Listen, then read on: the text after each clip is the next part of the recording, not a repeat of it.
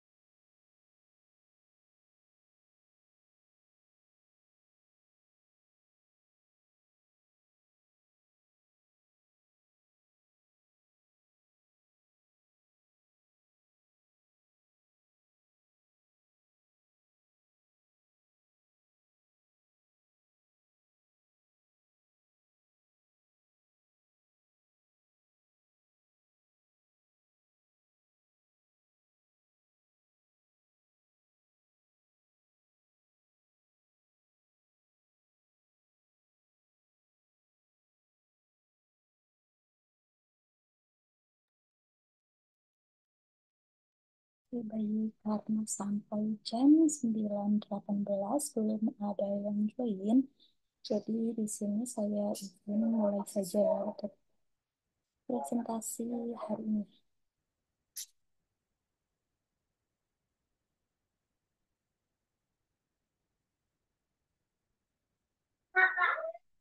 Oke.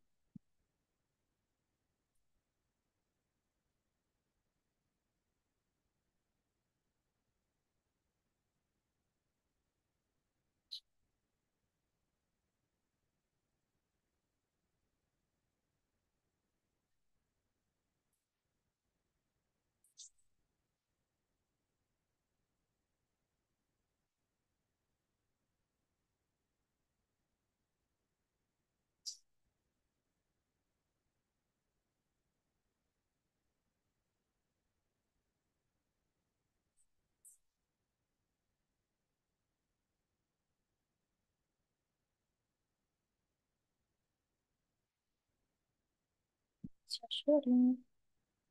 Bentar. Hmm.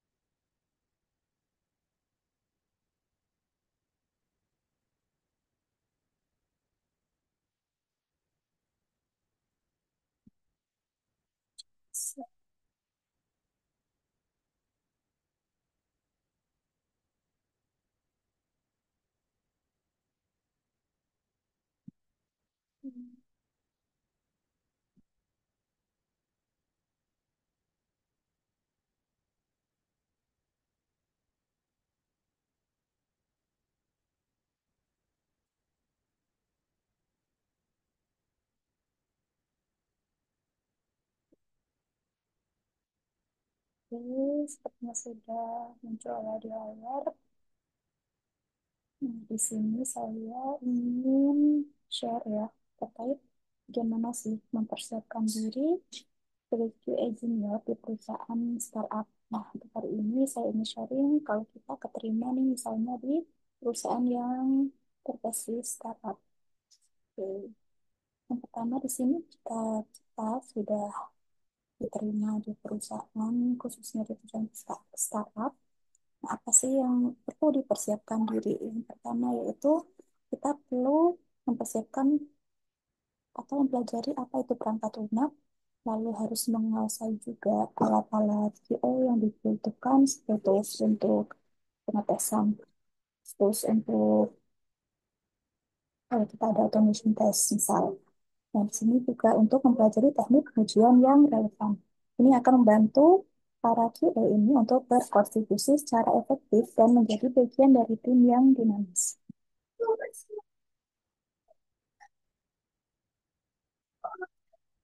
Nah, yang pertama ya ini memahami proses dan metode pengembangan perangkat ini.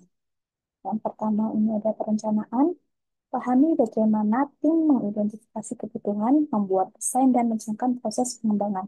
Biasanya ini ada di test plan ya. Biasanya di test plan itu akan ada perencanaannya. Apa aja sih yang dibutuhkan, apa aja tes yang akan kita lakukan, lalu untuk tes-tesnya seperti apa nantinya. Dan seperti environment-nya juga akan tertuang di dalam test plan itu. Nah, yang kedua ini ada pengkodean. Ini khusus untuk yang kita pengetesan misal automation. Ketahui bagaimana tim mengimplementasikan solusi dan membangun fitur-fitur baru. Lalu yang ketiga ini ada pengujian. Pelajari tim melakukan pengujian untuk memastikan kualitas dan keandalan perangkat lunak. Oke. Oke, yang selanjutnya ya ini menguasai alat-alat QA. Yang pertama ini biasanya kebanyakan ya kita menggunakan Jira. Di sini apa sih Jira? Ini pernah kita pelajari juga di awal-awal materi ya. Pelajari cara menggunakan Jira untuk melacak dan mengelola isu, memantau kemajuan, dan membuat laporan. Di Jira ini biasanya untuk kita memasukkan test case-nya. Test case dibuat, dimasukkan ke dalam Jira, tapi ada yang nggak dimasukkan sih, ini tergantung dari perusahaan masing-masing.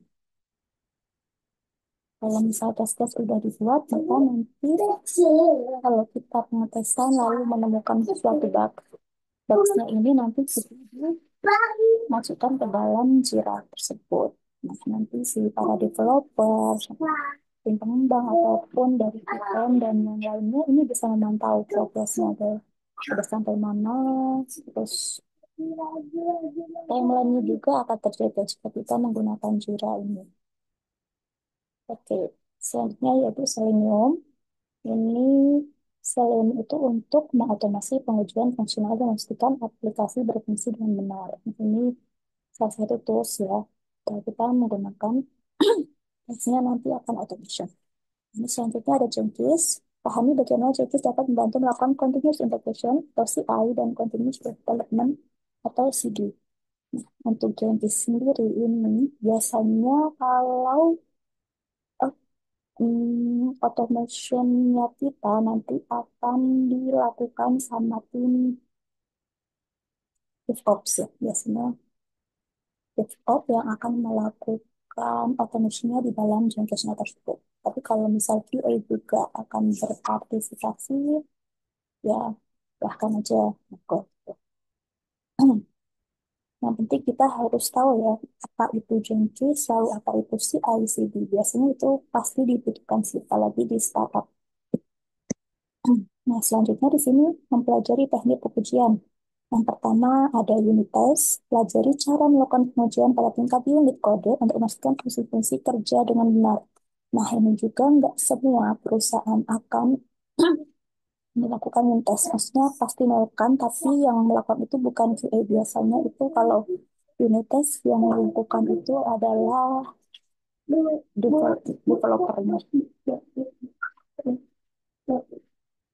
Lalu kedua ada integration test. Nah, ini pasti dilakukan oleh QA itu menguasai metode pengujian untuk memastikan komponen-komponen terintegrasi dengan baik. Gitu.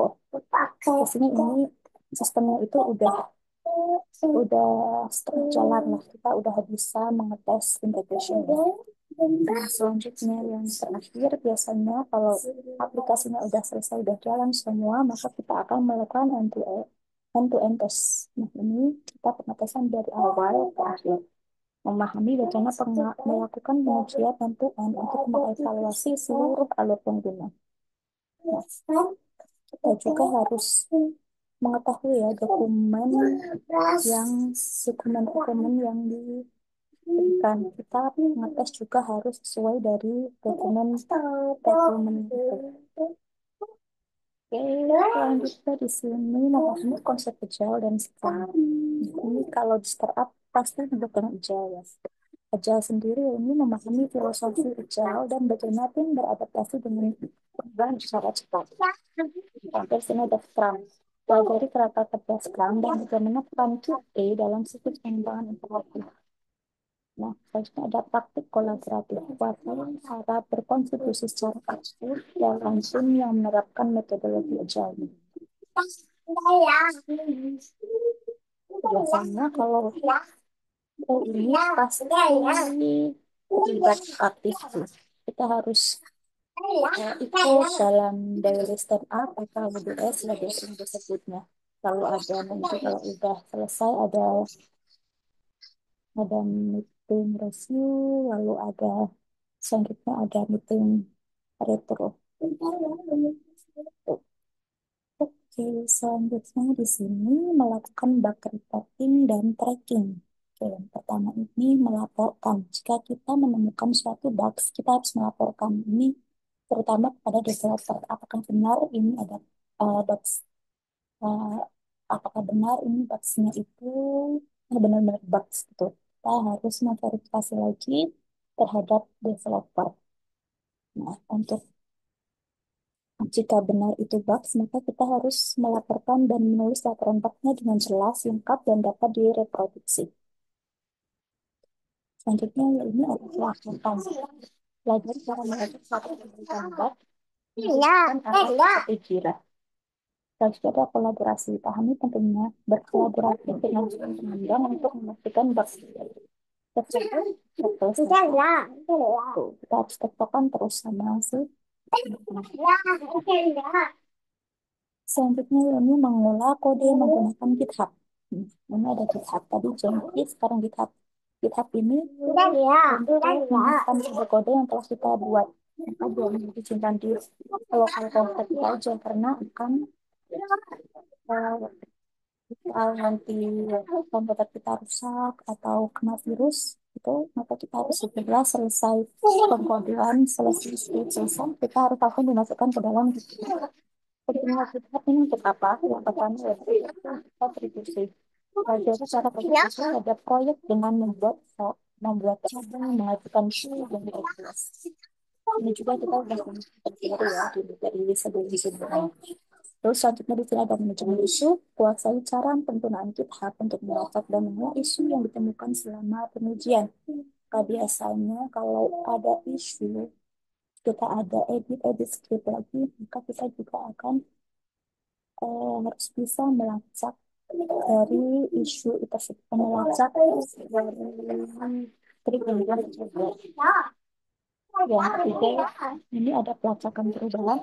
Pahami desain menggunakan kita untuk melacak perubahan kode dan memahami riwayat pengembang. Jadi, kita akan pull request, kita harus mencantumkan pengeditan, kita harus put, kita harus menginputkan apa yang diupdate dalam script kita. Misal, ada update untuk fitur login. Misal, atau lebih detail bisa di baris berapa, terus di berapa, di yang lebih tahu gitu. Ya, selanjutnya di sini memahami prinsip UI UX. Nah, karena kita sebagai UI dosennya akan mengajar tampilan suatu web atau model. Jadi kita punya prinsip UI UX. Itu desain pelajari prinsip desain UI UX seperti penggunaan estetika dan konsistensinya itu. Lalu pengujian pengalaman, kelas cara melakukan pengujian pengalaman pengguna, metode masalah desain. Nah, kita juga harus berpikir seperti kita itu seperti user. Bagaimana sih kalau nantinya user akan menggunakan produk kita ini biar user bisa user friendly lah. Biar user ini bisa mudah untuk menggunakan produk yang telah kita buat. Jadi kita harus membayangkan diri kita ini seperti user yang akan menggunakan produk ini. Selanjutnya ada rekomendasi perbaikan. Belajar memberikan saran perbaikan yang konstruktif untuk meningkatkan kualitas tampilan dan pengalaman. Kita juga harus aktif ya. Jika ada yang perlu ada saran dari produk itu, kita langsung aja respon. Selanjutnya di situ ada pengujian responsivitas, responsivitas dan kompatibilitas. Nah, apa sih ini? Tes responsivitas ini pelajari cara menguji tampilan dan fungsionalitas aplikasi pada berbagai perangkat dan ukuran layar. Nah, ini biasanya kebanyakan kalau kita pengetesannya mobile ya. Kalau mobile itu kan kita harus menggunakan beberapa device. Nah, biasanya ada yang menyiapkan device khusus untuk VGA. Banyak ya biasanya kalau khusus untuk mobile ini tipe-tipenya. Nah, bisa juga kita di dalam untuk studio biasanya di studio juga eh, ada ukuran layar ya apa yang dibutuhkan di situ juga banyak sih pilihan-pilihannya biar tidak kebanyakan menggunakan device. Nah, selanjutnya di sini ada kompatibilitas. Kuasai teknik pengujian untuk memastikan aplikasi berfungsi dengan baik di berbagai browser dan sistem operasi. Biasanya juga kalau di web misal kita harus ngecek nih, ngecek di browser Chrome aman nggak, terus di browser IP aman juga nggak, di Edge bagaimana gitu. Jadi kita harus juga mengetahui user ini seringnya menggunakan browser apa biar kita bisa sama-sama gitu untuk melakukan pengetesan. Nah, yang terakhir, kita harus menyiapkan diri untuk presentasi dan komunikasi. Ini juga sangat penting ya. Kita sebagai QA. Yang pertama yaitu kemampuan presentasi. Belajar menyampaikan temuan, rekomendasi, dan laporan dengan jelas dan antusias. Ini pasti sih. Karena kita pasti akan ditanyakan, apalagi sama PM atau Scrum Master, ataupun atasan kita, biasanya akan menanyakan, ini progresnya sampai mana sih? Apa ada isu isu apa yang terjadi pasti gitu ya. Jadi kita harus bisa menyampaikannya itu dengan jelas dan tegas dan antusias pastinya. Kedua ini ada komunikasi efektif. Kuasai cara berkoordinasi dan berkolaborasi dengan tim pengembang secara efektif. Nah ini juga kalau misal kita harus aktif lah, lebih aktif kita selalu menanyakan nih sama pengembangnya ataupun sama BA sama PM ini benar nggak seperti ini alurnya benar nggak seperti ini misalnya gitu. Nah ini yang terpenting juga ya membangun hubungan pelajari cara membangun hubungan baik dengan seluruh anggota tim. Kalau hubungannya kita nggak baik pasti nanti akan mempengaruhi hasil kualitas dari pekerjaan kita gitu ya teman-teman. Oke, terima kasih ya untuk ya, nanti kalau misal ada yang melihat materi ini, semoga bisa menginspirasi untuk semua.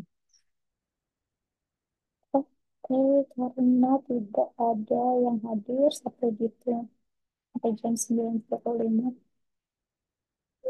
Baiklah. Oke, mungkin deh teman-teman kalau misalnya nanti ada pertanyaan atau perlu misal materi ini, Kak Chris, boleh ya.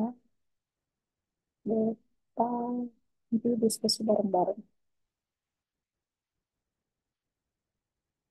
Oke, terima kasih ya. Semoga bermanfaat untuk materi hari ini.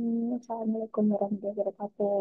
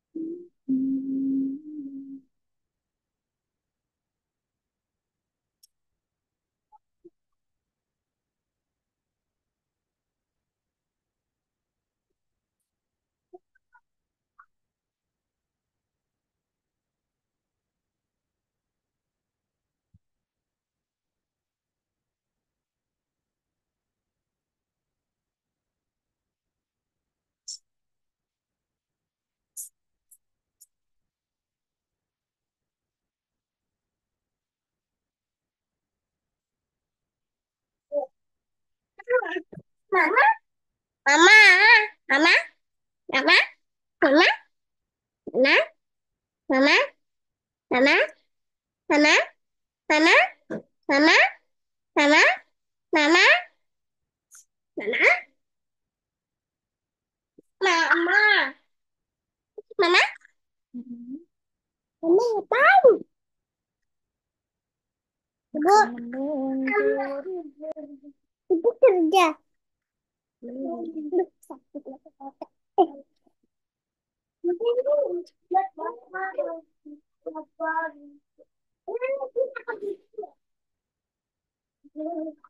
Mata, kita balik. Mata,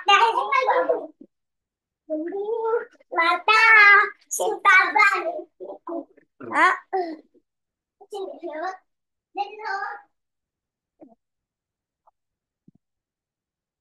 Bapak masih gas, basah.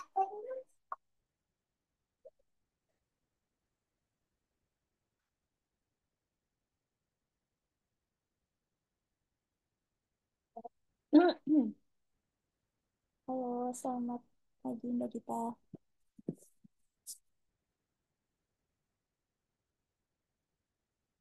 Oh, maaf, Hmm. saya telat ya.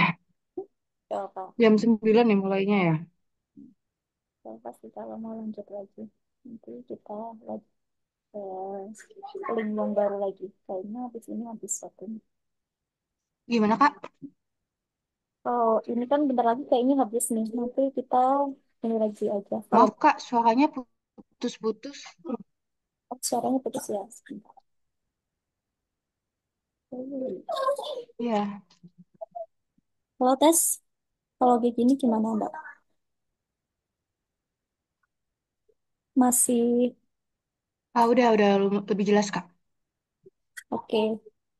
Oke, bentar Udah lagi lebih jelas sih. waktunya habisin Mbak ya. Nanti bisa pakai Oh, gitu. mulai lagi ya. Mbak Gita ada yang mau Oh. ditanyakan? Enggak sih, apa, ternyata kemarin kan yang Katalonnya, jadinya saya screenshot semua tuh. Mm-mm. Nah, Mm-mm. itu dari Kak Faiz, ngeceknya gimana, Kak? Ada kendala nggak, Kak? Nggak ada sih, nggak ada. Itu yang udah ini kan ya, udah jalan semua sih kayaknya ya. Aku lihat tuh. Iya, ha. Itu apa namanya? Jadinya kemarin saya bikin tiga Mm-mm. test case, dua negatif buat yang kalau misalnya nggak bisa continue karena ada mandatory yang belum dicek sama yang search no result itu. Nah, Mm-mm. cuman yang search no result itu kan ternyata dia apa namanya resultnya itu tuh bentuknya tuh apa ya? Dia kayak image gitu loh Kak. Jadi meskipun di layarnya itu dia ada tulisan kayak misalnya we couldn't find your search gitu, tapi uh, itu tuh kedeteknya di Katalonnya itu tuh elemennya tuh image gitu. Jadi saya coba ngambil get text dari teks yang ada di layar kan, tapi tetap nggak ambil karena itu as a whole elemennya tuh sebagai image. Nah, kalau misalnya kayak gitu, baiknya gimana ya Kak? Maksudnya ya udah ambil screenshot aja atau gimana? Hmm, itu kalau pakai ini ya soalnya. Oh, paling di situ ada ini nggak? Misal ada button lain atau tulisan lain. Nggak ada sih, itu dia masalahnya. Kemarin tuh benar-benar di search resultnya tuh semuanya tuh kedeteknya tuh sebagai image gitu. Jadi nggak bisa untuk nge-verify elemennya tuh nggak ada gitu. Hmm. Sebagai teksnya itu nggak ada gitu. Jadi cuman image aja. Makanya kemarin yang saya apa namanya di test case saya bikinnya jadinya cuman nge-tag screenshot aja Hmm. Oke, udah paling karena biasanya. nggak bisa ngambil elemennya. Kalau nggak pakai klik aja, mungkin klik lagi di bagian yang search-nya itu.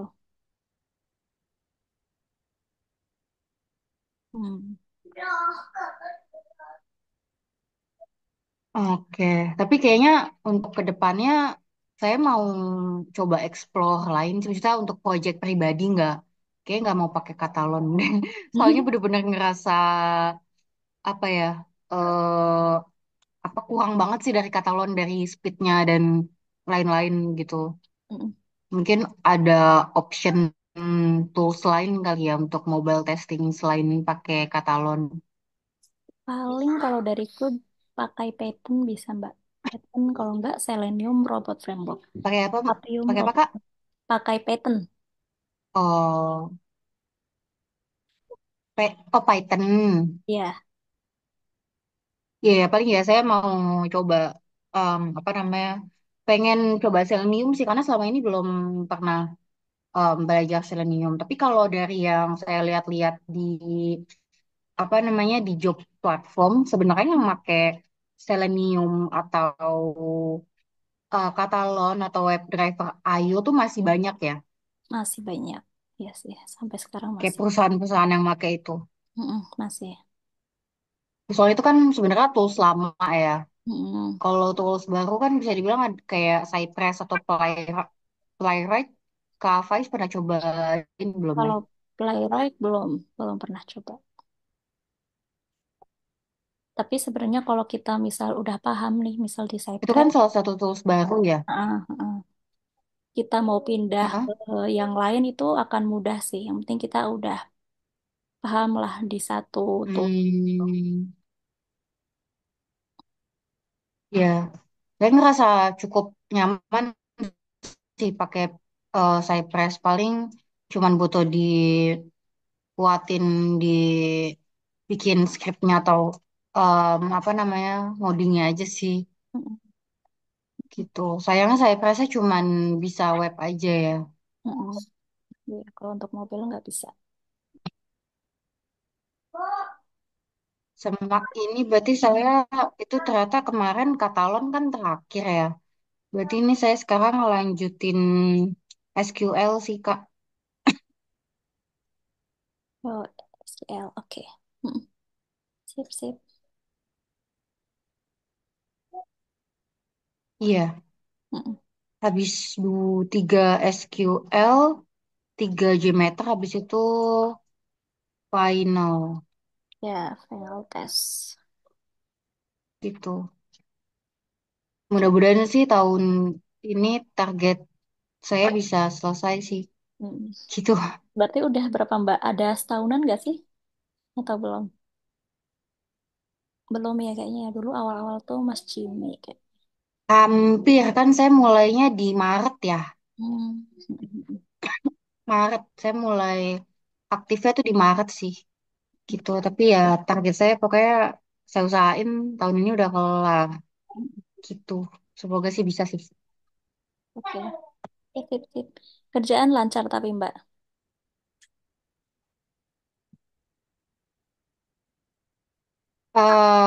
Alhamdulillah lancar, cuman ya itu apa so far masih full manual, belum coba ke automation sama sekali karena apa namanya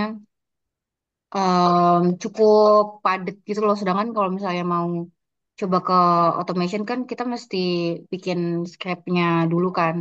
Mm-mm. Jadi ini Masih karena acting ngejar sendirian Mbak.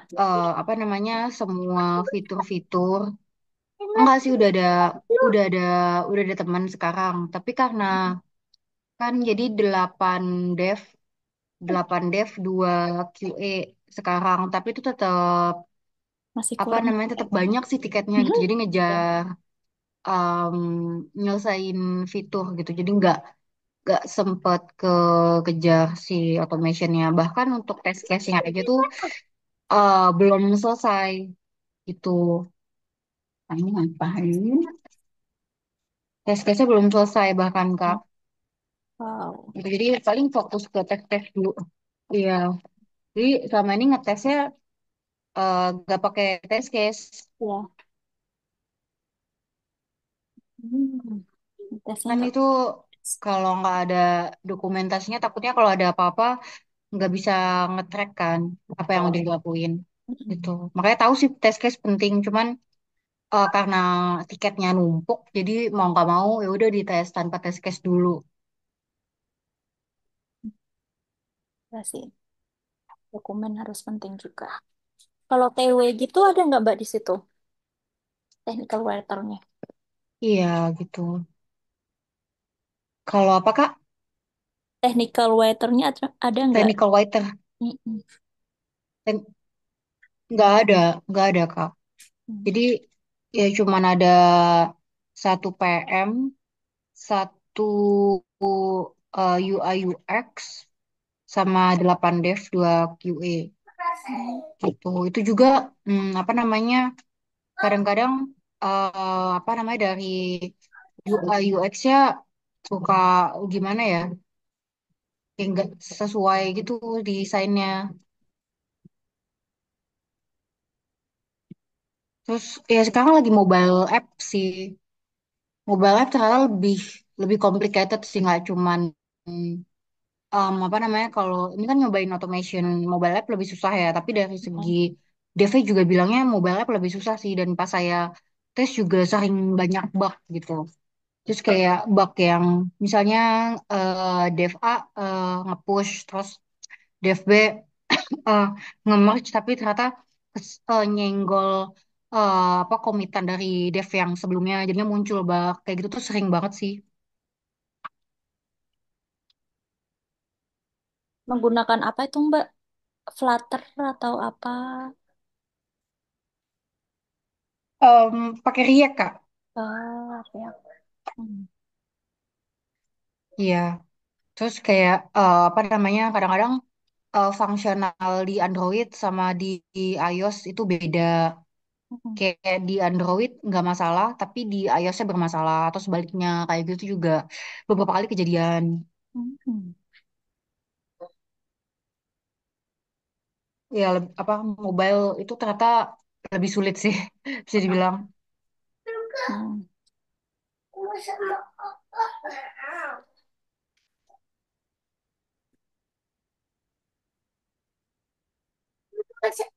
Ini yang lain tadi ada yang join live-nya Kak. Nggak ada. Tapi tadi aku nge-record sendiri sih Oh materi gitu. yang baru. Karena kirain nggak ada yang datang, ya udah aku record aja deh. Oh, Tapi udah dikasih iya tahu iya belum iya. Mbak? Kalau sekarang kan yang barunya itu kita harus ini ya, maksudnya ini sendiri mau jam berapa gitu. Dari EduWork-nya dikasih tahu nggak Mbak? Oh enggak sih Kak, nggak ada. Oh nggak ada. Oh Hmm. gitu. Jadi kayak kita bisa request sendiri, bukan yang Hmm. penjadwalan kayak selama ini gitu ya. Mm-mm. Ya. Oh, I see. Makanya kemarin Kak Faiz bilang untuk apa namanya, bisa bilang ke Kak Faiz ya kalau mau one on one ya. Mm-mm. Ya. Nah, berarti itu buat yang siswa baru Oh mungkin ya. gitu. Mm. Oke oke. Ya, Mm-mm. paling nanti saya kalau ada kendala di SQL-nya, saya chat sama Kak Faiz sih untuk SQL. em, apa namanya, di kantor sih nggak yang terlalu kepake, karena kan apa namanya, database-nya udah pakai The Beaver kan, ada table sendiri yang udah ada built-in functionnya, jadi nggak perlu manggil pakai script. Cuman kemarin akhirnya saya nyoba pakai script sih untuk apa namanya, biar nggak ribet bolak-balik antara satu table terus table lain. Mm-mm. Akhirnya coba pakai script untuk fungsional yang join-nya. Mm-mm. Itu ternyata lumayan kepake, meskipun ada bantuan nanya-nanya dari ChatGPT, tapi ternyata lumayan kepake sih itu. Iya sih, biasanya kita juga perlu ngecekin juga langsung di SQL-nya. Iya, cuman kalau database testing nggak pernah sih. Paling untuk lebih ke nyari data buat dipakai untuk testing, lebih ke itu sih kalau yang penggunaan database SQL. Mm-mm. dari yang saya pakai selama ini. Iya, sama ini juga aku seperti Iya, itu. paling dari aku gitu aja sih kalau gitu Kak. Mau ngelanjutin yang SQL dulu. Oke, oke, thank you ya Mbak Gita ya, udah Itu. join hari ini. Iya, thank you juga ya Kak Faiz. Oke, Saya salam. izin live ya Kak. Assalamualaikum. Waalaikumsalam.